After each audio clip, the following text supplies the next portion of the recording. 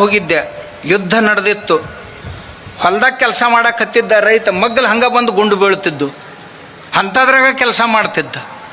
ಕೋವಿಡ್ದೊಳಗೆ ಎಲ್ಲರೂ ದೊಡ್ಡ ದೊಡ್ಡ ಮಂದಿ ಎಲ್ಲ ಮನಿ ಸೇರಿದ್ರು, ಇಡೀ ಊರ್ ಮಂದಿನೇ ಮನಿ ಸೇರಿ, ಶಹರದವ್ರೆಲ್ಲ ಬಂದು ಊರು ಸೇರಿದ್ರು, ಊರಾನವ್ರು ಮನಿ ಸೇರಿದ್ರು. ರೈತ ಹೊಲ್ದಾಗಿದ್ದ, ಅವ ದುಡಿತಿದ್ದ, ಅವ ದುಡ್ದ ಕಾಳು ಬೆಳೆದ ಅಂತ ಎಲ್ಲರೂ ತಿಂದ್ರು. ಇರ್ಲಿಲ್ಲ ಅಂದ್ರೆ ಕೋವಿಡ್ ತಿನ್ಬೇಕಾಕೇತ್, ಮತ್ತೇನೂ ತಿನ್ನಕ್ಕೆ ಸಿಗ್ತಿದ್ದಿಲ್ಲ. ಆ ರೈತಗ ಆ ಕಾಲದಲ್ಲಿಯೂ ಸಹಿತ ಬಸವಣ್ಣವರು ಬಹುದೊಡ್ಡ ಬೆಲೆಯನ್ನು ಕೊಟ್ಟಿದ್ರು. ಇವತ್ತು ಕೊಡ್ಬೇಕು ನಾವು. ನಮ್ಮ ರೈತ ಇವತ್ತು ಭಾಳ ಸಂಕಷ್ಟದೊಳಗದ. ರೈತ ಯಾಕೆ ಸಂಕಷ್ಟದಾಗದಾನ ಅಂದ್ರೆ ಅವನ ಖರ್ಚು ಹೆಚ್ಚಾಗಕತ್ತೈತಿ, ಆದಾಯ ಕಡಿಮೆ ಆಗಾಕತ್ತೈತಿ. ಖರ್ಚು ಹೆಂಗೆ ಕಡಿಮೆ ಮಾಡಬೇಕು ಅಂದ್ರೆ ಗೊಬ್ಬರ ಖರ್ಚು ಹೆಚ್ಚಾಗಕತ್ತೈತಿ, ಬೀಜದ ಖರ್ಚು ಹೆಚ್ಚಾಗಕತ್ತೈತಿ, ಔಷಧ ಖರ್ಚು ಹೆಚ್ಚಾಗಕತ್ತೈತಿ, ಉಳುಮೆ ಖರ್ಚು ಹೆಚ್ಚಾಗಕತ್ತೈತಿ, ನೀರು ಇವನ್ ಸೈಕಲ್ ಮೋಟ್ರ್ ಪಟ್ಪಟ್ಟಿ ಖರ್ಚು ಹೆಚ್ಚಾಗಕತ್ತೈತಿ, ಟ್ಯಾಕ್ಟ್ರಿ ಎಣ್ಣೆ ತುಟ್ಟಿ ಆಗಾಕತ್ತೈತಿ.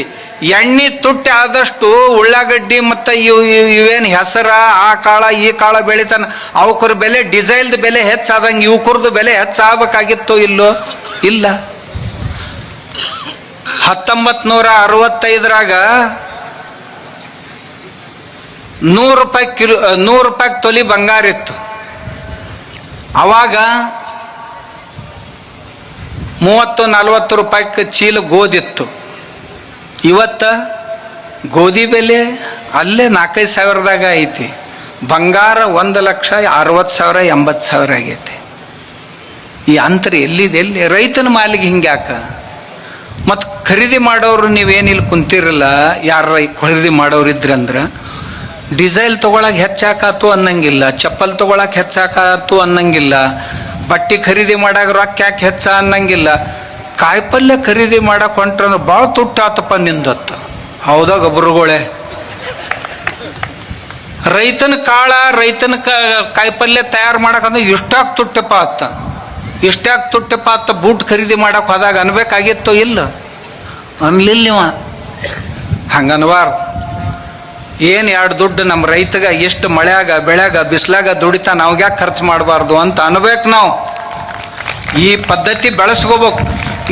ಉಳ್ಳಾಗಡ್ಡಿ ರೇಟ್ ಹೆಚ್ಚಾತಂದ್ರೆ ಇಡೀ ದೇಶದ ಕಣ್ಣಾಗ ನೀರು ಬರಾಕತ್ತಾವ. ಇವರೆಲ್ಲರೂ ಮಕ್ಕಳೇನು ನಾಟಕ ಮಾಡ್ತಾರೋ ಏನು ಖರೇಖರನ ಮಾಡ್ತಾರೋ ಗೊತ್ತಾಗೋದಿಲ್ಲಪ್ಪ. ಕಣ್ಣಾಗ ನೀರು ಬಂದವ್ರ ಗತೆ ಮಾಡ್ತಾರೆ. ಹಿಂಗ್ಯಾಕೆ ಮಾಡ್ತಾರೆ? ರೈತ ಅಂದ ಕೂಡಲೇ ಹಿಂಗ್ಯಾಕೆ ಮಾಡ್ತೀರಿ?